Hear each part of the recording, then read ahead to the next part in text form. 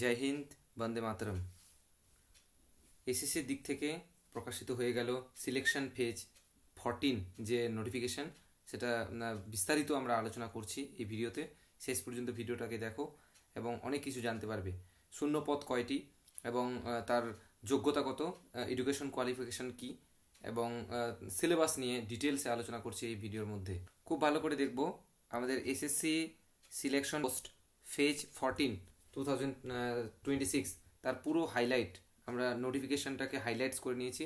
যেগুলো যেগুলো আমাদের ভীষণ গুরুত্বপূর্ণ সেগুলো পয়েন্টে এখানে রাখা হয়েছে।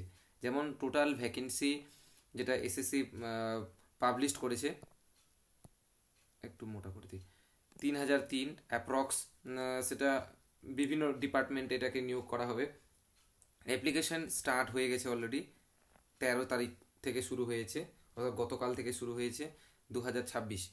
লাস্ট ডেট মে মাসের 4 তারিখ 2026-এ। তোমরা এর মধ্যে অবশ্যই করে নেবে এটাকে form fill up. Application fees সবাই জানা এটা, যে এসএসসির যে অ্যাপ্লিকেশন ফিস সেটা হচ্ছে 100 টাকা, এবং এসসি এসটি এবং যারা মহিলা ক্যান্ডিডেট তাদের কোনো ফিস লাগে না। তো এখানে ভালো করে দেখে নেবো ওই বিষয়টাকে। আর আরেকটা বিষয়, এক্সাম ডেট জুন মাস থেকে শুরু হবে, টেন্টেটিভ কিন্তু, হ্যাঁ।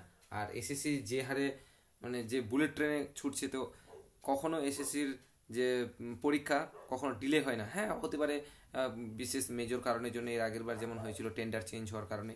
তো প্রায় সাধারণত দেখা যায় অ্যাপ্রক্স এর মধ্যেই পরীক্ষাটা হয়ে যায়। আর কারেকশন উইন্ডো যদি কোনো ভুল থাকে তাহলে কারেকশন উইন্ডো হচ্ছে মে মাসের 11 থেকে 13 তারিখ অবধি এটাকে কারেকশন করা যাবে। এডুকেশন কোয়ালিফিকেশন কী লাগে? ক্লাস 10 পাস, অর্থাৎ যারা মাধ্যমিক দিয়েছে তাদের, এই বছর যারা মাধ্যমিক দিয়েছে তারা পারবে না, ওদের মানে পাস সার্টিফিকেট দেখাতে হবে। তো যারা পাস করে গেছে অলরেডি তারা কিন্তু এই পোস্টের জন্য অ্যাপ্লিকেবল। হায়ার সেকেন্ডারি লেভেল অর্থাৎ উচ্চ মাধ্যমিক যারা পাস করেছে তারা এটা করতে পারে, এবং গ্র্যাজুয়েশনের জন্য এটা, অর্থাৎ 3টা ডিগ্রির জন্য, মাধ্যমিক, উচ্চ মাধ্যমিক এবং গ্র্যাজুয়েশনের জন্য এই সিলেকশন ফেজ 14 যে মানে নোটিফিকেশন, সেই নোটিফিকেশনটা তারা ফর্ম ফিল আপ করতে পারে। এজ ক্রাইটেরিয়া কি কি আছে? মিনিমাম 18 বছর এবং ম্যাক্সিমাম 25 থেকে 30 বছর।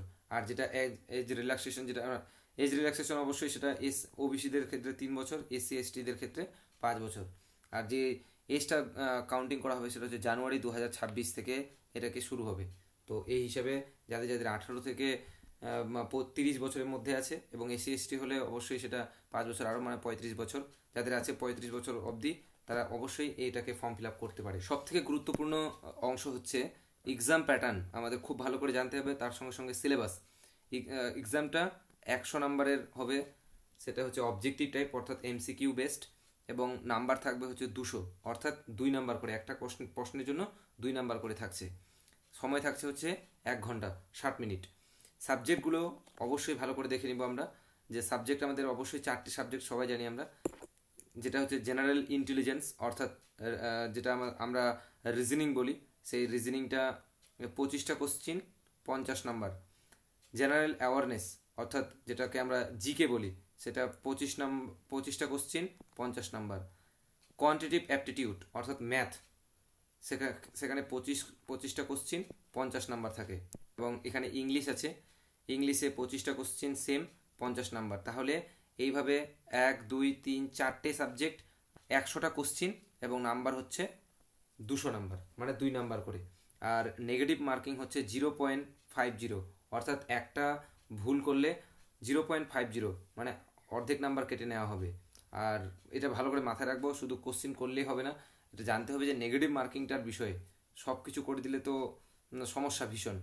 তো মাথা ঠান্ডা করে এই আমরা পরীক্ষাটা দেওয়ার চেষ্টা করব, পরীক্ষাগুলো। আর নিশ্চয়ই সাকসেস একদিন একদিন অবশ্যই আসবে, যদি ভালো করে মেহনত হয়, অর্থাৎ ভালো করে যদি আমরা খাঁটি, তাহলে সাকসেস আমাদের দোরগোড়ায় এসে পৌঁছাবে। এই ছিল আমাদের টোটাল সিলেকশন ফেজ 14 যে নোটিফিকেশনটা বের হয়েছে তার ওভারভিউ। আর আমাদের সঙ্গে যুক্ত হয়ে থাকো, অনেক কিছু বিষয় জানতে পারবে, এবং তার সঙ্গে সঙ্গে অনেক কিছু যে ভিডিওগুলো, সেই ভিডিওগুলো আসছে, এবং তোমরা প্রস্তুতি নিতে থাকো। বেস্ট অফ লাক, দেখা হচ্ছে অন্য কোনো ভিডিওতে।